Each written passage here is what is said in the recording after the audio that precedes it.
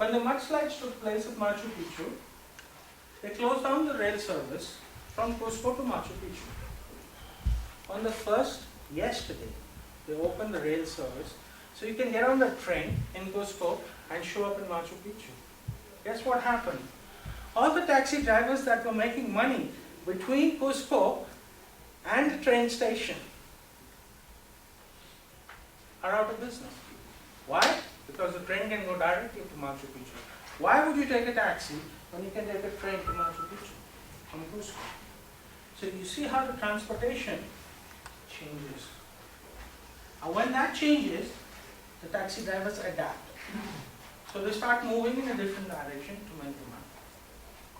So it has an influence on how, an economic impact on how the livelihood of people in rural and urban parts of the world is affected. How many of you have flown in a plane over here? Okay, most of you. At Lima Airport, if they want to fly, where do you think most people fly from Lima? Where do you think they fly most of the time? Where did you fly from Lima, for example? Cusco. Okay. Tell me, young lady, how many runways are there at the airport? Runways are there at the airport? 1, 2, 3, 4, 5, 6? 8 runways. There are 8 runways at Lima Airport? Really? Runways are where the plane lands and takes off. 1, right? So imagine, what's the population of Lima today? 8 million. Okay, so let's make the population 13 million. Okay? If at 8 million, say 1 million people took that plane. At 13 million, there will be 1.5 million people taking the plane. Right? So what do? They expand the airport. Gives them more people. Right? Okay, they build a big building. You can have people come in, people leave very comfortably. But how does the plane land there? You have only one runway. How do you take that 500,000 people more when you have one runway? So the politician in Lima and the government in Lima and the transport ministry and everyone in the government goes to the farmer and says, please sell this land. Give it to the government. We'll give you a good price. He says, no, I'm not going to sell this. Why? Because my grandfather said, when the airport becomes bigger, the value of the land will go up. So I am not going to sell my land. Right? So what does the government do? The government is stuck with that one runway. But we have an additional 4 million people, 5 million people who want to fly to Cusco on that plane. How do we do that? How do we get that additional 5 million people to get on that one runway? We don't change the airport. We don't change the runway. We do the smart thing. We change the plane. If that plane takes 250 people, we double it to 500. By doubling the plane, you're able to carry more people on that one run.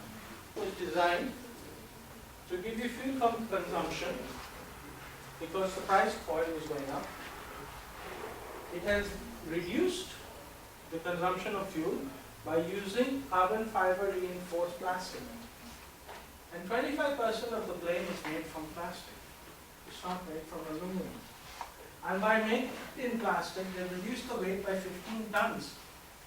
And by reducing the weight in the Airbus 380 by 15 tons, it has been able to equal the fuel consumption per passenger to that of a car.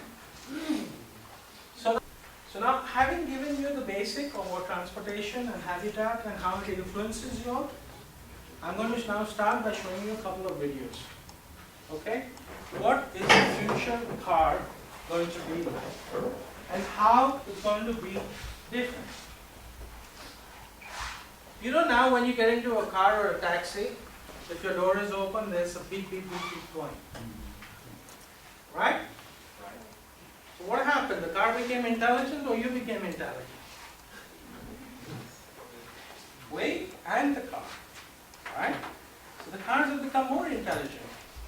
When the dicky is open or the boot is open, it goes beep, beep, beep. Your lights are on, it goes beep, beep, beep. It's become more intelligent than we were. Right? In the olden days, you never had any alarm systems. If the oil is less, the petrol is less, immediately the indications. The microprocessors in the car that are giving you good combustion to be able to give you a better rate of return on your fuel per mile. Now, if you go and make the car intelligent, what is the next most important thing in transportation that an intelligent car needs? Needs an intelligent road. If the road signs are the opposite, if it's not well planned, an intelligent car is no use. In the future, in your life now, you're thinking about intelligent cars. But the future of transportation will start by thinking of intelligent highways. And when you have intelligent highways, your cars will be more efficient than they are now. Because on every lamppost there will be microprocessors that will monitor the safety of your car versus another car. Will monitor and take care of a lot of issues that we humanly are doing that will be done electronically. Example, braking. Today you press the brake, the car slows. The moment you start coming closer to the car in front of you, the brakes will automatically come.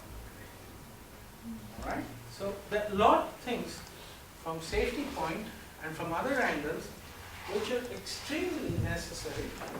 And I want to show you how companies like Honda, Toyota, all these Japanese manufacturers are working towards making intelligent cars for intelligent highways. Carbon composites, stronger than steel, lightweight. A car that runs on electricity or hydrogen. A car that drives itself. A car where traffic accidents and traffic jams disappear from the English language. So by 2020, we're talking about chips of enormous power driving the driverless car. And the roads will be intelligent too. When chips cost a penny, the roads will have chips in them, sensing the presence of cars.